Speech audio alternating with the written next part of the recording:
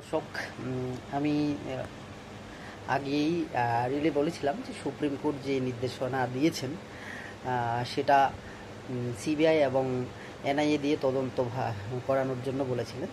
তো কমিশন আগে প্রথমেই চিন্তা করেছিল যে সিবিআই এটা তদন্ত করবে, পরবর্তী সময়ে এটা নিয়ে সিবিআই তদন্তের পরিবর্তে এখন এনআইএ এই তদন্তটা করবেন। তদন্তভার দেওয়া হয়েছে এনআইএর হাতে, এনআইএ এটাকে তদন্ত করবে।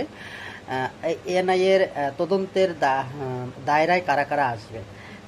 ডিএম আসবেন মালদা, এসডিএম আসবেন, তারপরে হচ্ছে গিয়ে পুলিশ সুপার আসবেন, ডিজিপি আসবেন, আরও বড় বড় কর্তারা যারা আছে পুলিশ ডিপার্টমেন্ট বা প্রশাসনিক ডিপার্টমেন্টে মালদা জেলায়, ওনারা সবাই এই এনআইএ তদন্তের আয়তায় আসবেন।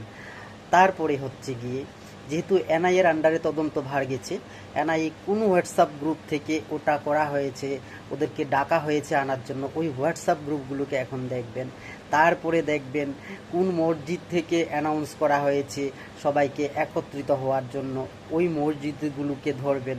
ঠিক আছে, মূল নেতৃত্ব দিয়েছিলেন ওই শয়তান অ্যাডভোকেট, ওই অ্যাডভোকেটটা ক্যাচ আপ করা হবে।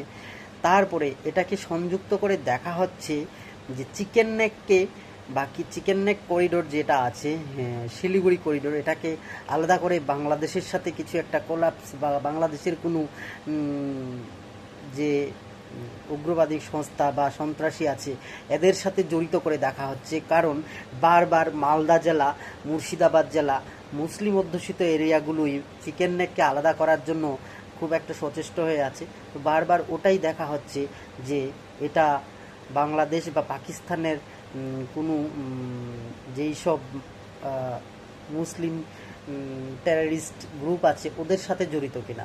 যদি জড়িত কোনো একটা ক্লো পেয়ে যায়, যারা যারা ওই দিন ছিল 18 জনকে অ্যারেস্ট করেছে, মাত্র 18 জন।